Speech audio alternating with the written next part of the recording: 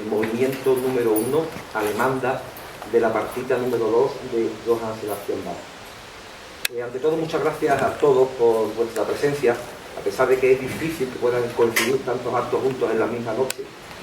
Ustedes han elegido estar en la presentación del nuevo libro de Salvador Daza, La Inquisición en Sanlúcar de Barrameda, lo que demuestra, primero, el interés que sigue suscitando este tema y, segundo, fundamentalmente, el prestigio que se ha ganado Salvador Daza entre todos nosotros después de tantos años de investigación. Gracias también a la Fundación Medina Sidonia por cedernos su casa, esta preciosa galería del siglo XVII, que sirve de entrada al Jardín del Duque, cuya creación se remonta a 1529 y que esconde numerosos secretos.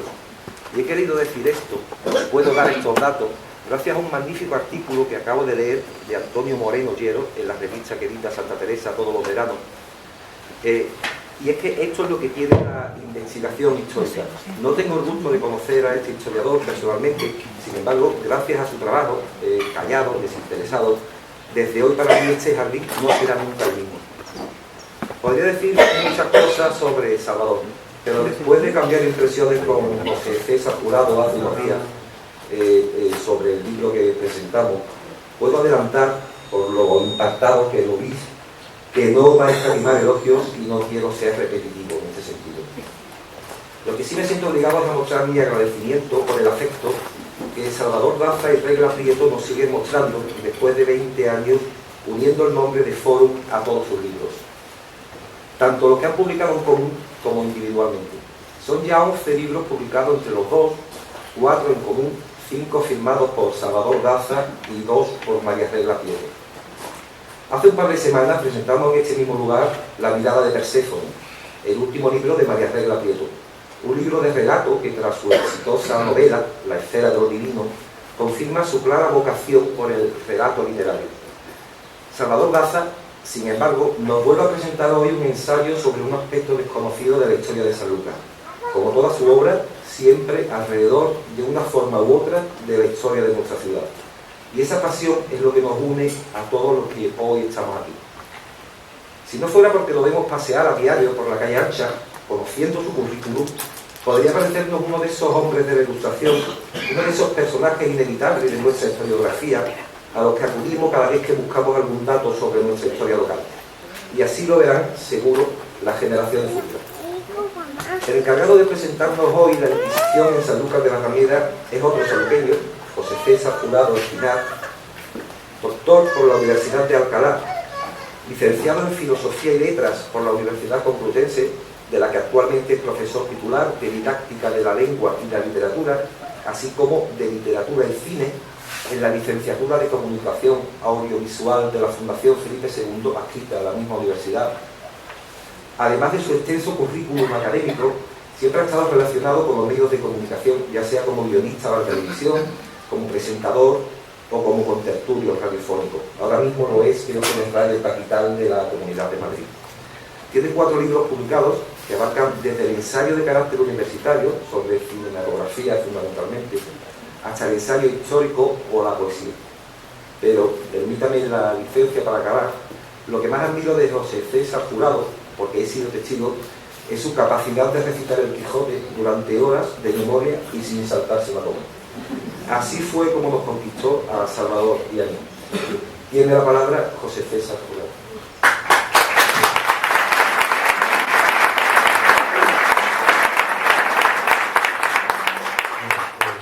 Gracias, querido Juan. Gracias también a este Palacio Ducal, a Lilian Dalman, a vosotros, a la librería Forum, a los miembros de la Fundación Casa Medina Sidonia, que cada vez que llegamos aquí esto está reluciente y muy bien preparado, porque este espacio que nos alberga pues es imparable, es inmejorable. También a Regli Prieto y a Salvador Daza por confiarme esta dignidad absolutamente inmerecida. Y sobre todo al público por venir, por atender a un tema tan espinoso como es el de la Inquisición, estar aquí con nosotros. Y especialmente quiero agradecer la presencia de mi hermana. Mi hermana que ha venido nada más y nada menos de Dubái, especialmente para la presentación. No lo tenía previsto y al final adelantó unos días para estar aquí. Así que muy agradecido. Efectivamente, Juan, impactado. Cuando me dio el libro Salvador, allá por el mes de abril, yo soy un católico incombustible. La verdad que, entre muchas razones, por estética. Y me suelo recluir en algunos monasterios, como son el de la Vid, el monasterio de Silos, que es una auténtica maravilla, y el de Buenafuente del Sistal, en la Alcarria. Y me llevé la Inquisición en Sanlúcar. Y desde allí hablamos, ¿te acuerdas? Yo lo llevaba como uno de esos libros más que uno lee, pero aquello empezó a inquietarme de una manera que no me podía yo imaginar que iba a ser y se iba a convertir en uno de mis libros de cabecera y de los más importantes que yo haya tenido el gusto de leer. Allí, en ese monasterio, por la mañana, curiosísimamente, antes de empezar a leer, yo había empezado a leer el libro, pues me tocó leer uno de los pasajes que yo en clase los pongo como obligatorios. Cada vez hay una descanonización mayor de la cultura, cada vez es más difícil leer un libro entero, y yo lo que hago es, con los alumnos, es sugerirles hacerlo por extractos. Y uno de los extractos, entre ellos mando el de Sófocles, el To Be or Not To Be de Shakespeare, el 32 de la segunda parte de Cervantes, de Don Quijote, y uno de ellos es el Sermón de la Montaña. El Sermón de la Montaña, desde mi punto de vista, es una de las glorias de la literatura universal. Les recuerdo lo que dice brevemente. Jesús se sube como una especie de montaña, lo llama Lucas también el Sermón del Llano, y desde allí dice: la ley dice que os améis los unos a los otros y que odiéis a vuestros enemigos. Pues bien, yo os digo que no, que a tu enemigo únete a él, que si te pide una manta tú tengas preparada dos, que si te pide andar el camino una milla, tú anda con él 2 millas. Y que si vais alguna vez a la sinagoga y dais una limosna, dadla de forma que os la pueda perdonar quien la recibe. Porque vosotros, mis discípulos, tenéis que ser la sal y la luz del mundo. Bienaventurados los que no tenéis medios económicos, porque lo tendréis, saben ustedes todas las bienaventuranzas, los que tenéis hambre de justicia, porque seréis saciados. Y venid aquí y decid conmigo: Padre nuestro, tú que estás en el cielo. Pues bien, yo, leyendo esto, ya había leído el comienzo. Por la tarde me tocaba leer algo que quiero leerles a todos. Creo que es cuando el alma de España definitivamente se encadena al catolicismo. Es el sermón que elige Salvador Daza. Es un extracto también, porque no lo elegiste como me decías bien anoche, pero es un extracto de Fray Juan de Arriola, dicho en 1624. Dice así, imagínense el impacto que debería ser esto. Este sermón está dedicado a los alumbrados cristianos, no a los herejes, a los alumbrados cristianos. Ay, la herejía y el error se pegan como la lepra, y pocas veces se acaba si no es con el fuego. Esta secta de alumbraditos cristianos son escorpiones, gentes con una apariencia y blandura de trato y palabras. Son gente hipócrita, desalmada y fingida. Son ingratos, desleales, traidores, sacrílegos, malos religiosos, malos clérigos, hipócritas, soberbios, codiciosos y atrevidos, y metiendo todos las manos en el plato de Cristo. Son afeminados, lascivos y viciosos como el demonio. Que no aparezcan más, que les hundan, quémenles, encarcélenles, que nunca más el pueblo oiga sus palabras, ni lean sus obras, que son los cuernos con los que hieren mortalmente a sus gentes. Creedme, hermanos, que todo lo que no sea hundiros, apedrearos, quemaros y haceros y convertiros en ceniza, es porque este santo tribunal del santo oficio es misericordioso y bueno. Y él, sin miel, veneno sin antídoto. Yo me quedé helado. Este verso, y él sin miel, veneno sin antídoto, lo podría haber proclamado Macbeth, Shakespeare, en cualquiera de sus obras, porque verdaderamente es de una luminosidad que me ha hecho arriorista. Porque, claro, cuando los dogmas flaquean, ¿no?, pues yo confieso que me seducen, ¿no?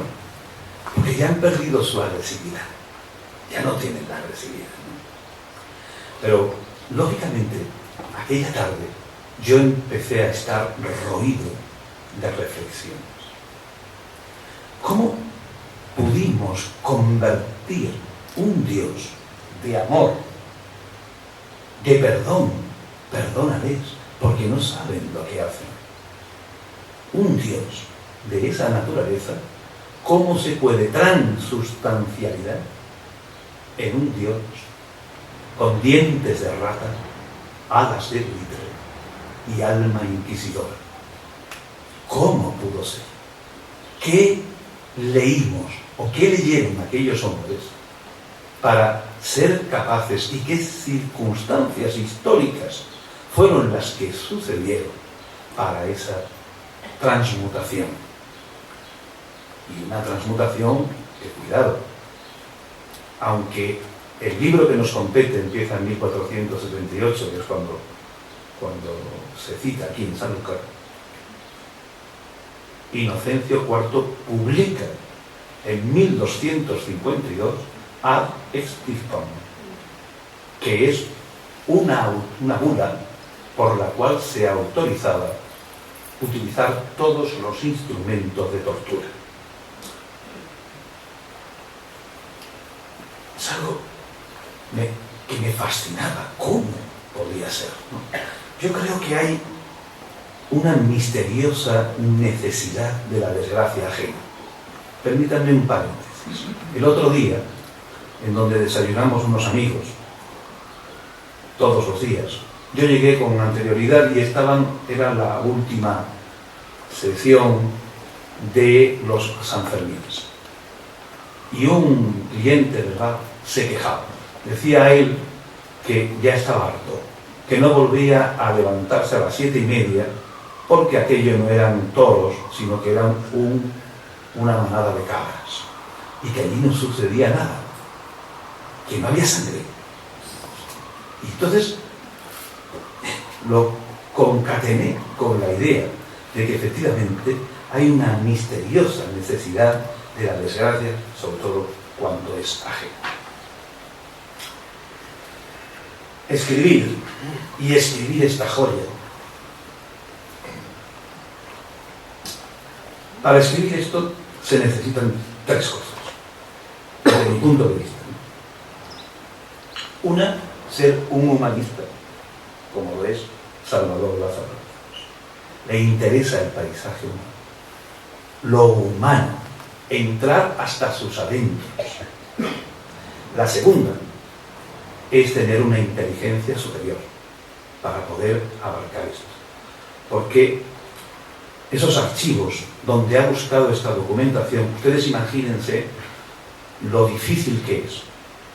Yo, por ejemplo, entiendo que si hubiera sido la Inquisición en España, pues él hubiera ido a Simancas, hubiera ido a de Madrid, Valencia, Sevilla, hubiera completado 200 folios y hubiera dicho la Inquisición en España. Pero claro, filtrarlo todo para que todo ponga Sanlúcar de Barrameda, eso era una tarea de chinos. Tanto que le confundieron a él y a su mujer por locos en el archivo de Madrid, cuando aquel viernes, antes de coger ya el AVE definitivamente para Sanlúcar, porque no encontraban nada, encontraron lo que hoy es el germen, el semillero de su libro. Porque esos archivos tienen una paleografía. La paleografía es pálidos, significa antiguo, pálidos, viene del griego, y grafía, escrito, una grafía escrita. Entonces, esa paleografía a veces es encadenada, otras veces viene impreso, pero yo me imagino lo peor, el terror, la peste, que hayan llegado allí y se hayan encontrado a la hora de esa documentación sin clasificar, sin ordenar, sin reunir. Y todo eso hay que razonarlo, todo eso hay que archivarlo, todo eso hay que transcribirlo. Una tarea de chinos. Probablemente, me dijo él, un día que hablamos brevemente, sentados en la Irense, le dije, Salvador, cuando yo leí esto te habrá costado 4 o 5 años, de 20 años. No lo dudé ni un día. Ni un día lo dudé. Esto lleva 20 años de trabajo. La tercera condición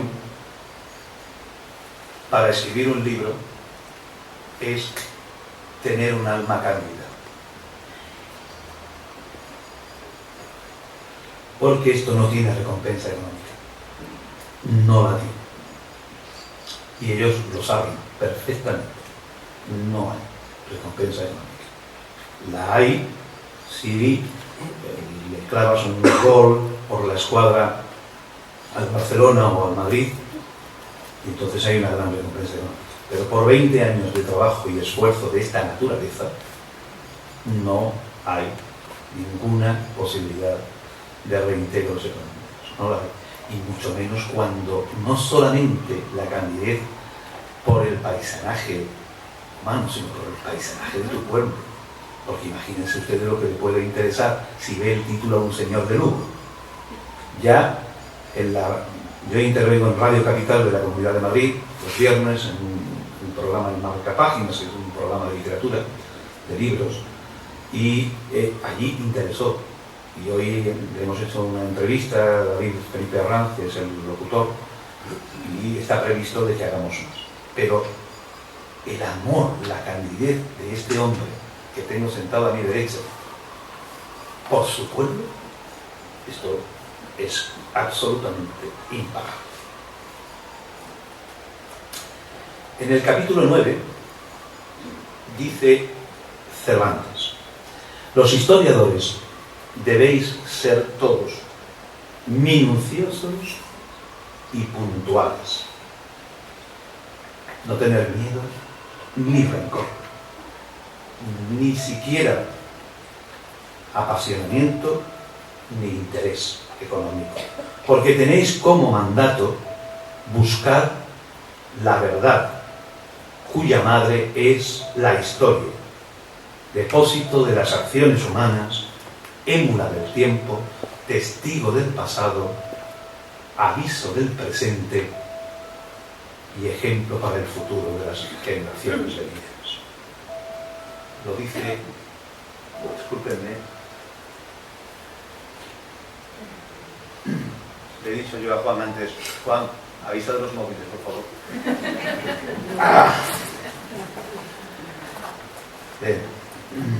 El depósito de las acciones humanas, la émula del tiempo, el testigo del pasado. Este hombre tiene un bisturí de una elegancia, de una delicadeza verdaderamente asombrosa. Es un cirujano. Es un cirujano. Él hiende ese bisturí sin molestar, ¿no? Con un afán permanente de reivindicarse como notario de la historia que está contando, ¿no? La historia es una lección, a mi juicio, permanente de inhumanidad. Cuando uno la lee, cuando uno la repasa, uno se estremece, porque no tenemos solución, probablemente porque la condición carnal no tiene solución. Entonces, es una lección permanente. Pues bien, es así. Solamente deciros que en el prólogo y en el epílogo es donde él se desahoga, digamos, espiritualmente. Él dice, ahí se posiciona. Yo no sé si Domínguez Ortiz lo haría, no lo sé, ¿no? Por citar al Padre Celestial de la Inquisición en España. Él lo hace, nada más. Pero en lo que es la obra, lo que es la estructura de la obra, no lo hace. Para nada. Solamente lo hace ahí, en el epílogo y en el final. Así que aquí tienen ustedes un depósito de las acciones humanas, un émulo del tiempo, un testigo de nuestro pasado sanluqueño, un aviso para el presente y una lección para sus hijos, para el futuro de las generaciones venideras. En la Inquisición, en Sanlúcar de Barrameda. La estructura del libro es sólida, compacta, es de unos cimientos incuestionables, indudables, graníticos. Ha construido un edificio sin grietas, sin grietas. Y les voy a decir el Via Crucis daciano desde el principio, para que vean los capítulos cómo están de bien cogidos y bien elevados. La primera estación de penitencia se titula Estructura y funcionamiento en Sanlúcar. Pretendientes sanluqueños a cargos del Santo Oficio. Segunda estación. Delitos perseguidos por el tribunal contra sus propios miembros. Procesos contra el comisario de Sanlúcar, Fernando Altamirano. Tercera estación de penitencia. Delitos perseguidos por el tribunal. La bigamia. El caso de Bárbara Elizondo. Cuarta estación. Las proposiciones. Cristóbal Centrú, acusado de proposiciones heréticas a la comunidad. Quinta estación de penitencia. Los solicitantes, aquellos que solicitaban en los confesionarios a las mujeres otro tipo de confesiones más tardes, ¿no? Como un ejemplo, Fray Agustín de Jerez, incorregible capuchino, escribe Salvador. Sexta estación, actuaciones contra las religiones, judíos y protestantes. Séptima estación. Como regalo nos ofrece en este libro un apéndice con un listado de miembros de la Inquisición, un listado por cargos desempeñados aquí en Sanlúcar, comisarios, notarios, alguaciles, familiares e intérpretes. La palabra familiar no crean que es muy familiar, casi camorrista. Y una bibliografía de casi 100 libros, de casi 100 libros sobre el tema. Siguiendo a mi querido Juan de Arriola y estableciendo los códigos de la prosa dazapalatina, yo diría que es lubricus et flexousus. ¿Te acuerdas, no? Lubricus et flexousus. Que es lúbrica, es un lubricante. Este hombre escribe como si fuera un filólogo de tamaño familiar. Tiene una prosa absolutamente memorable. Es una prosa ágil, dinámica. Te va dejando embarazado por momentos. Quieres seguir. Yo no salía de la celda. El padre Lázaro, que era mi compañero ahí en Filos, a veces cuando, ¿pero qué pasa? Que no vienes, que estoy embebido, ¿pero qué hora es? Se me iban, sobre todo allí, si alguno va, le aconsejo que asistan a la misa de las 11 y las 7, que es cantada en gregoriano, y aquello es, de verdad, una borrachera. Es como si escucháramos la Pasión según San Mateo de Johann Sebastian Bach, capaces ambas cosas de explicar por qué estamos vivos. El estilo de los autores investigadores suele ser un estilo críptico a veces, duro, no se lee. El estilo, en el caso de nuestro autor, su prosa, se hace cercana, tangible, casi afectiva, casi dialógica. Es algo, tengo ejemplos memorables, yo los iba anotando, ¿no? Pareciera que por momentos quisiera susurrarle al oído del lector todos sus adentros, resolviendo cualquier problema de lectura, de interpretación que pudiera tener. Pero ojo, aún dicho esto, su prosa es académica, es regia, sabia, contrastada. Es una prosa absolutamente hilvana todas las microhistorias que vosotros leeréis de una en otra, seguramente como yo, perdido, sin poderte levantar, de una en otra, de todas esas microhistorias, de todos esos abuelos nuestros que vivieron en esta Sanlúcar nuestra. Los personajes. Yo estoy muy relacionado, soy miembro de la Academia de Cine, y estoy muy relacionado con el cine. Hago muchas cosas con respecto a ello, y he hecho algún pinito como guionista. Cuando se buscan los personajes, los nombres, para una película, tienen que funcionar químicamente. Esos nombres tienen que tener lo que llamamos un rendimiento dramático. Permítanme leerles los personajes que ustedes van a leer. Parecen sacados de una obra de cine negro. Fray Malachías Vilmont, Fray Ciríaco de Málaga, aquí en Sanlúcar. Violante Hernández, Victoriana Casanare, el inquisidor La Cabra, Melchor de Macanaz, Josefa Acerca, María Magdalena Basoro, Bárbara Elizondo, Tomasa de Porres, Toribio Mogrovejo, Castillo de Bobadilla. Claro, estas historias de los personajes funcionan maravillosamente. Me voy a permitir el lujo de contarle alguna de mis preferidas, ¿no? Porque funciona. Yo estaba esperando el cómo se llega al final de cada personaje, porque es como el cine de juicios. Habrán visto ustedes que el cine de juicios funciona muy bien siempre. Todos estamos, ¿no? Si repasamos la historia del cine, verán títulos memorables, ¿no? La mejor película del cine español, si no fuera por Viridiana de Buñuel, sería Esclavo, de Rafael Gil, ¿no? Del año 44, una joya basada en un texto de Pedro Antonio de Alarcón. Pero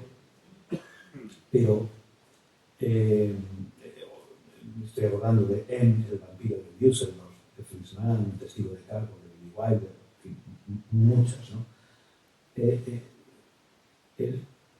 Por ejemplo, les voy a contar el caso de Walter Waring. Por ahí, por esa bahía, como antes les decía en la entrevista desde Madrid a Salvador, entraban muchas ideas, y por eso este puente podía inocular ideas en las gentes de aquí y pervertirlas. Había que tener mucho cuidado, ¿no? Y entonces, Antonio Houck y Maceo Largen eran dos amigos y llegan al puerto de Bonanza, seguramente, y no se arrodillan delante del Santísimo Sacramento, probablemente puesto por la propia Inquisición para ver cómo actuaban. No se arrodillaron. Entonces, había lo que era seguramente un espía que llamaba al comisario o al alguacil y le decía: esta gente no se han arrodillado, esta gente son peligrosas. Y entonces el Santo Oficio desde Sevilla manda investigar, detienen a toda la tripulación y al maestre del navío, Guarín, lo queman vivo, porque descubren que eran anglicanos. No unos herejes ateos, no, solamente anglicanos, y mueren. El caso de Orobio de Castro, Baltasar Álvarez de Castro, Orobio de Castro. Este era un catedrático de Sevilla, un médico que llega a Sanlúcar, y alguien desde Valladolid informa al tribunal. Fíjense usted que hay historias más apasionantes. Le informa de que aquí hay un señor que era visto que profesaba la ley mosaica, la ley de Moisés, y que por tanto era reprobable y condenable. Y entonces lo meten en la cárcel, le confiscan los bienes, sí, los bienes confiscados. Pero en la cárcel conoce a otro que se llama Antonio Rodríguez y dice: pues este está igual. Este se ríe de los católicos porque dice que eso es una tontería, de que la hostia consagrada, cuando lo dice el cura, y no está Cristo, ni nada. Se ríen de él y lo vuelven a encarcelar. Pero la resolución de este Orobio de Castro es que termina yéndose, termina fugándose, y yendo de España para no volver nunca jamás. Una vez que cogió la frontera, ya no volvió más por España, ¿no? La historia del niño, un niño que lee en el barco, lee los salmos de David y lo encarcelan. Enferma, y como es minucioso y puntual, el historiador dice: y probablemente muriera. No se atreve a decir que no, sino y probablemente muriera. Y el caso de Bárbara Elizondo, otra maravilla, una turolense de Teruel, que llega a Sevilla, conoce a un hombre de Sanlúcar, queda aquí, parece que tuvo relaciones, y que su padre, con un tal Agustín Collado, con el que parece que se casa, y por bígama la encierran en las cárceles secretas de Sanlúcar, y todavía se oyen sus chillidos desesperados. Querido Maestro, querido Salvador nuestro, sí, Salvador de nuestra ignorancia, ¿no?, que has redimido con tu esfuerzo esta ignorancia sobre este periodo de la historia más negra, ¿no?, de nuestra España. Yo creo que tal vez todas las cosas que hacemos por egoísmo, para nosotros mismos, en el fondo, no van a ninguna parte. Y esta será tu recompensa. Porque las cosas que hacemos por los demás sí que tienen ese sabor a inmortalidad, como será este libro, que quedará como una joya, como el Ecuador, como el monumento. De verdad, querido público, no se pierdan, no dejen de leer esta aventura de este historiador nuestro que es Salvador Daza. Y si ellos no lo leyeran, querido Salvador, yo te ruego que, trazando un cordón umbilical con quien te antecedió hace 2000 años, tú perdónales porque no saben lo que hacen. Gracias.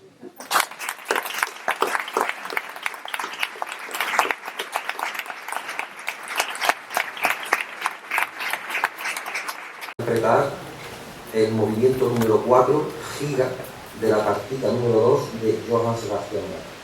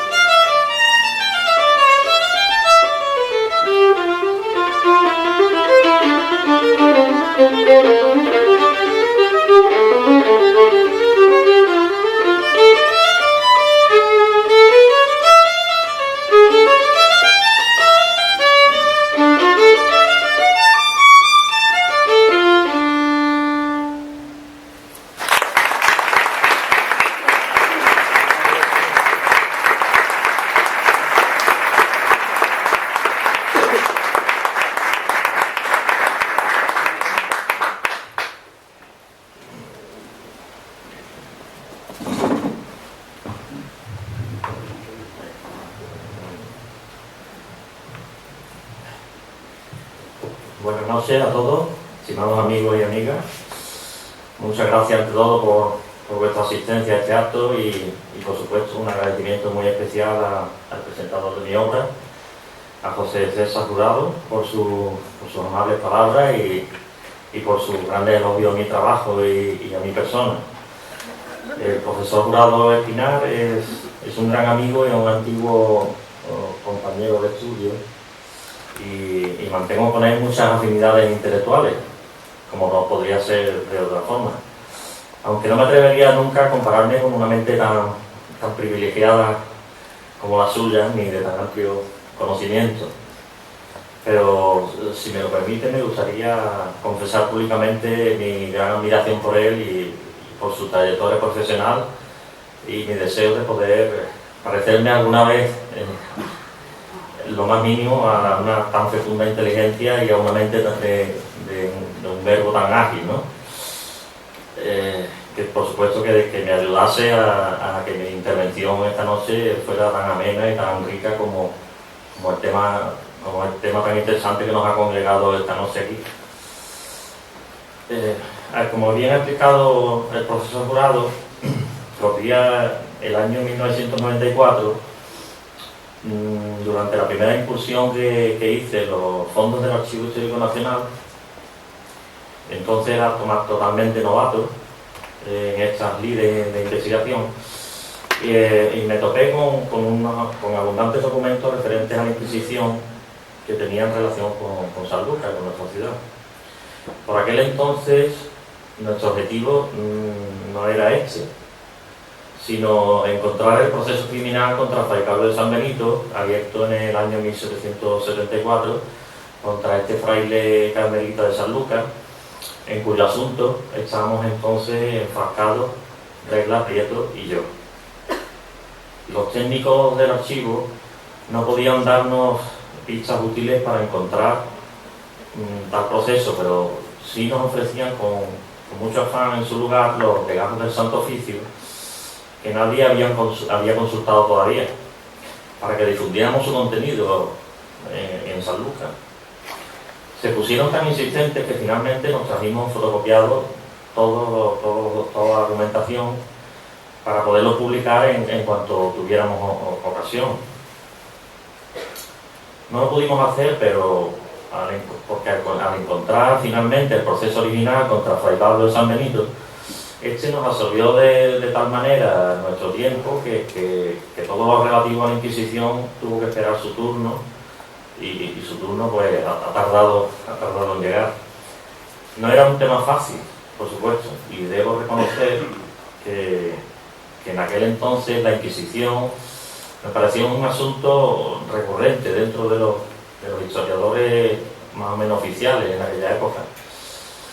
Y sobre todo, dado el gran número de trabajos bibliográficos que se estaban publicando, lo consideraba un arduo y difícil negocio el poder aportar algo nuevo, algo distinto sobre un tema tan estudiado y debatido tanto en España como en el extranjero.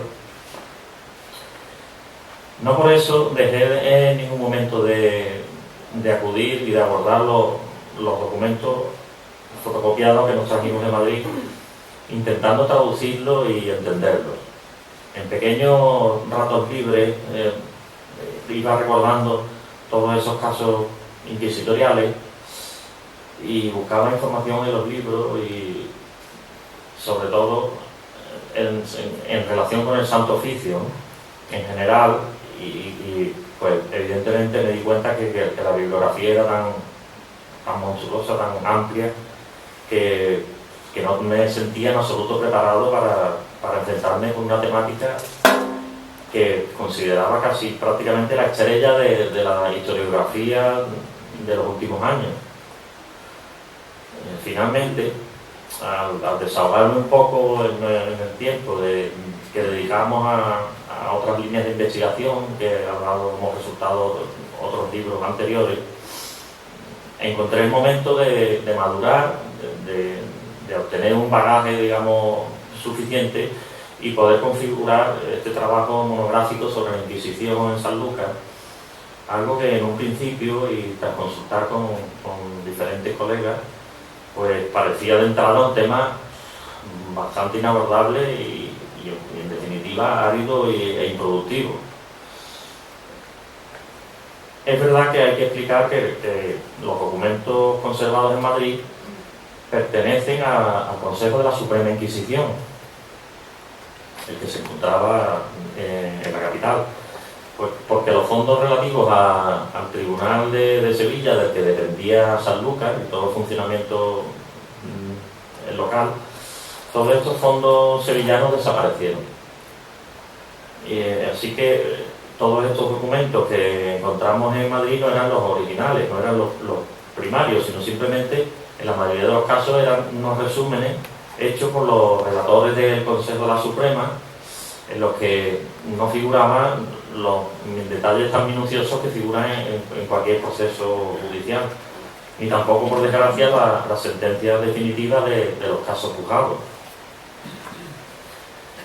También tengo que explicar que la documentación aportada aquí, que se incluye en esta obra, no es ni mucho menos toda la que se generó en la actividad del Santo Tribunal en esta ciudad.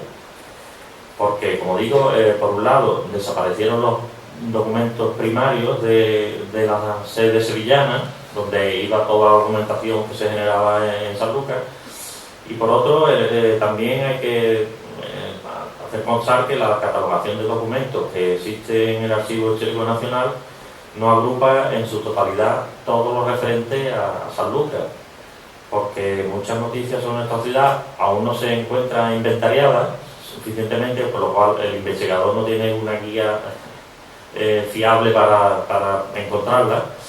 Y después, por otra parte, hay muchas referencias indirectas que se encuentran incluidas en otros volúmenes y otros legajos que se refieren al Tribunal de Sevilla en general y no están especificados, digamos, las ciudades a las que pertenece la documentación. Por lo tanto, también es muy difícil de localizar estas citas, ¿no? El resultado final es este que presentamos hoy y que el querido profesor Jurado ha tenido la gentileza y la amabilidad de elogiar con tanta indulgencia y tanto entusiasmo. Pero no sería yo justo tampoco si no reconociera que esta obra tiene deudas impagables con otros ilustres colegas, historiadores como yo, que si bien no se sumergieron en realizar un trabajo monográfico sobre la labor del Santo Oficio en Sanlúcar, sí incluyeron en sus importantes obras la información necesaria y complementaria suficiente para que los fondos inéditos encontrados en el Archivo Nacional no se encontraran huérfanos a la hora de elaborar este trabajo tan complejo. Estos autores a los que tengo que rendir homenaje, que conforman las diferentes piezas o puzzles de este libro, son Juan Pedro Velázquez Gastelu, el historiador por excelencia de Sanlúcar del siglo XVIII, en cuyo catálogo de personajes ilustres incluye una relación detallada de aquellas personas que desempeñaron la triste labor de perseguir la herejía y la disidencia, ¿no?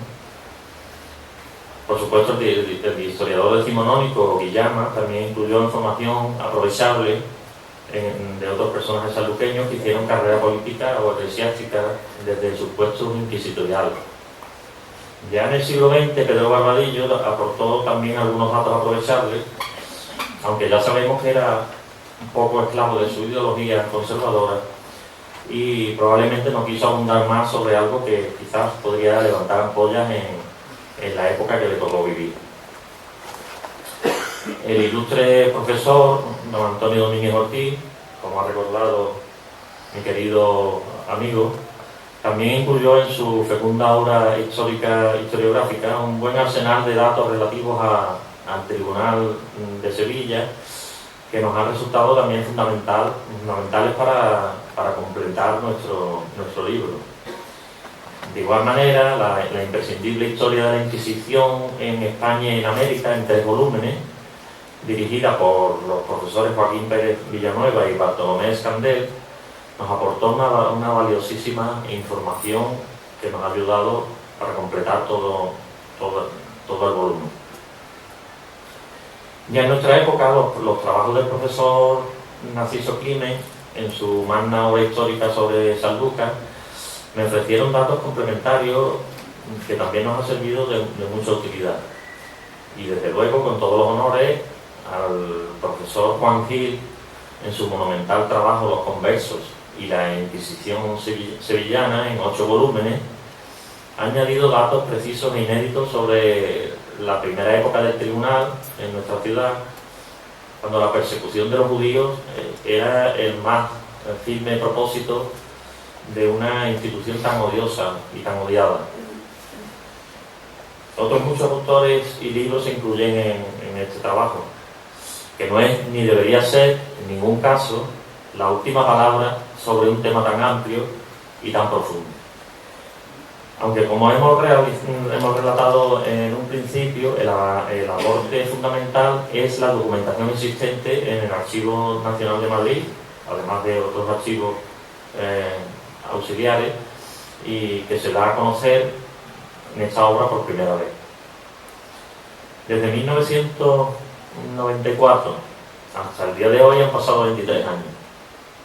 Durante todo este tiempo han ocurrido muchas cosas y le he dedicado mi tiempo a gran diversidad de temas y de trabajo. Pero este libro representaba una deuda pendiente que había contraído y debía saldar con aquellos primeros tiempos de mi trayectoria investigadora. Hoy aquí la quiero pagar, esta deuda. Todo ello ha sido un camino plagado de dificultades y contrariedades, no podría ser de otra forma, tratándose de un tema tan espinoso. Pues, como anécdota, habría que recordar que ahora unos 2 años, aproximadamente, me robaron del coche el ordenador portátil con el borrador del libro, que ya tenía casi ultimado. Imagínense mi frustración. No pude recuperar algunos textos de los que no poseía copia de seguridad alguna. Así que el esfuerzo intelectual de los últimos meses se quedó en manos de unos cacos a los que menos mal, no les interesaba para nada mis investigaciones. Y ahora me podrían acusar de plagio. La segunda gran contrariedad que tuve hace muy poco fue una operación fallida en mi ojo izquierdo, que me ha tenido de baja laboral durante 6 meses, como muchos de vosotros sabéis, y que me ha impedido en gran manera el estar pendiente de los últimos detalles de esta publicación. Por fortuna, el texto ya estaba terminado antes de la operación, así que hube de contar con el inestimable e impagable auxilio de mi querida compañera Regla Prieto, como correctora de las pruebas de imprenta. Y a Regli no le agradeceré lo suficiente todo lo que hace y todo lo que ha hecho por divulgar mi trabajo. Gracias de todo corazón. En unos tiempos en los que ser católico no solo era un pecado, sino un delito, no me hubiera gustado vivir, nunca. No podemos imaginar ni por un momento lo que sería vivir en una época en la que incluso las paredes parecían tener oídos. Y cualquiera, por más amistad o confianza que pudiera tener con nosotros, podía denunciarnos al Santo Tribunal por nuestras opiniones o por nuestras creencias. La Inquisición se creó precisamente para hacer equivalentes 2 palabras, los términos español y católico. Quien no era católico no podía ser español, ni buen español, por supuesto. Este terrible tribunal murió cuando España ya estaba irremediablemente invadida por el liberalismo. Tardó mucho, desde luego. Y por lo tanto no aceptaba esta España libre, de alguna manera, ya no aceptaba ningún tipo de cortapisa en la libertad de conciencia. Costó mucho esfuerzo y mucha sangre suprimir esta institución en un país tan tradicionalista y tan conservador. Se logró por primera vez en 1813, en las Cortes de Cádiz. Pero los poderes civiles y eclesiásticos quisieron seguir siendo los árbitros del pensamiento y resucitaron después de la Inquisición, años después, que no estaba muerta del todo, porque aunque ya no era posible y los tiempos no encajaban que fuera un instrumento de represión religiosa, ya era utilizado como instrumento de represión política, puesto que había que combatir el liberalismo, que era el origen de la corrupción y de todos los males de la España del siglo XIX. Y como ejemplo, no deja de ser curioso que en 1828 el ayuntamiento sanluqueño, siempre tan ajeno a los tiempos y ejerciendo aún el absolutismo religioso más recalcitrante y más ultramontano, se dirigió al rey Fernando VII pidiéndole que restaurase el tribunal. Pues hubo suerte, porque ya ni siquiera el badulaque monarca estaba dispuesto a volver al pasado. Para no alargarme más, quiero dar ya las gracias más sinceras y profundas a las personas que han colaborado conmigo en este trabajo, en este acto de presentación, En primer lugar, a nuestra anfitriona, a la Fundación Casa Media Sidonia, una institución que tenemos la gran suerte, la enorme suerte de poder tener en nuestra ciudad, porque una ciudad carente de universidad, en una ciudad que no tenemos universidad, representa uno de los foros académicos de mayor prestigio y de más altura artística e intelectual, no solo de Sanlúcar, de la provincia de Cádiz, sino de Andalucía, porque sus congresos y actividades internacionales así lo avalan. Gracias personalizadas a doña Lilia Andalman y a todo su equipo humano y a estos grandes trabajadores que llevan sobre sus hombros la gran responsabilidad de la organización y la representación de esta fundación. En segundo lugar, a Librería Forum, a Juan Alcón y a Toñi Alfonseca por colaborar una vez más en la presentación de nuestros libros, con el patrocinio de este acto y por creer siempre en la validez y la suficiencia de mis trabajos históricos. En cuanto a los colaboradores de este libro, que me han aportado sus consejos y su tiempo, son María Regla Prieto, mi incansable compañera, sin la cual este libro nunca hubiera visto la luz. Una mención especial requiere a Abelardo Linares, la editorial Renacimiento, por apostar siempre por mis trabajos y por incentivar la investigación histórica. También le debo un reconocimiento a Nieves García, archivera municipal, que siempre me presta su valiosa ayuda, así como sus compañeros del archivo municipal. Y también a mis colegas Ana Gómez, Díaz Fanzón y Santiago Pérez del Prado, por sus provechosos consejos y aportaciones. Todas estas ayudas consiguieron mejorar el original de este libro, aunque solo yo tengo que responder ante el Santo Oficio de sus posibles defectos y errores. Debo también un reconocimiento igualmente a toda mi familia y a mis amigos que siempre me estimulan y que me incitan a seguir mi labor, como Carmen Álvarez, Adán Barba, José Luis Montaño, Santiago Vargas, Conchi Gallego, Alfonso Cuevas y por supuesto a este extraordinario músico que nos está deleitando esta noche, Alfonso Cuevas Gallego, por sus mágicas interpretaciones de Bach, un músico que probablemente en otra época no hubiera sido permitido tocar, puesto que ser de religión luterana probablemente hubiera habido una orden de algún inquisidor para que no se oyera su música. Un reconocimiento también a Delgado Zuleta, que por su inestimable colaboración en la celebración de este acto. Después nos podemos tomar una copita de la Goya. Ya me despido de todos vosotros y termino con una cita del gran escritor Benito Pérez Galdós, de su extraordinario libro que recomiendo, Torquemada en la hoguera, que podría resumir muy bien la idea y la motivación que me han llevado a redactar este libro. Y un libro que espero y deseo de todo corazón que sea acogido con bondad por todos vosotros, por todos sus potenciales lectores. Decía así Pérez Galdós: voy a contar cómo fue al quemadero el inhumano que tantas vidas infelices consumió en llamas, que a unos les traspasó los hígados con un hierro candente, a otros les puso en la cazuela bien mechados, y a los demás les achicharró por partes, a fuego lento, con rebuscada y metódica saña.